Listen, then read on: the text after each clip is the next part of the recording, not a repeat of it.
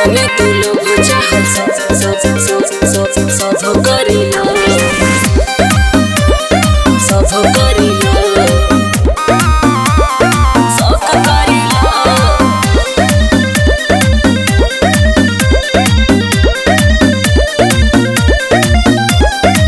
इसको में हम के सतावेलू कबो न ठीक से बतियावेलू तो तू कौन की मारे निक से बतिया ले लहो। इश्क में हम के सतावेलू कबो न ठीक से बतियावेलू बाते बाते में रुस जालो या हमरा से लड़ेला।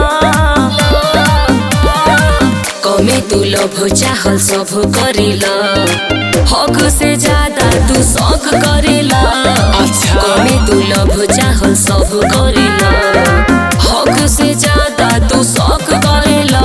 हरी काहे न करी रे कमे तू लोभ चाहल सब करिला।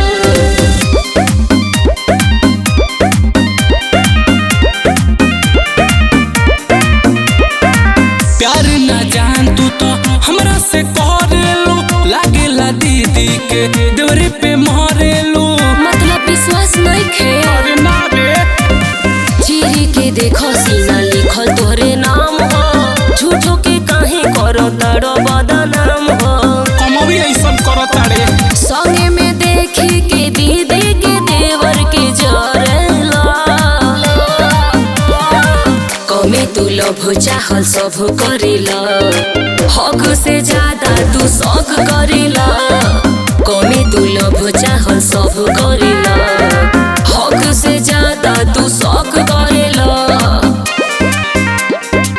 कमे तू लोभ चाहल सब करिला सब करिला सब करिला।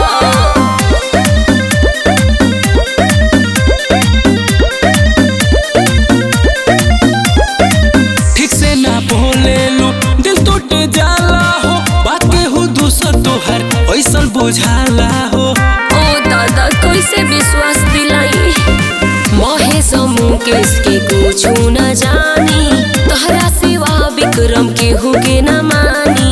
अरे झूठ बोलता रो झूठो के किसान मारी दवा के कहला में पड़ेला।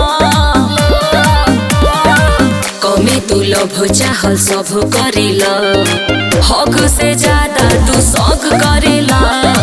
कमे तू लोभ चाहल सब करिला हक से ज्यादा तू शौक करेला शौक करेला।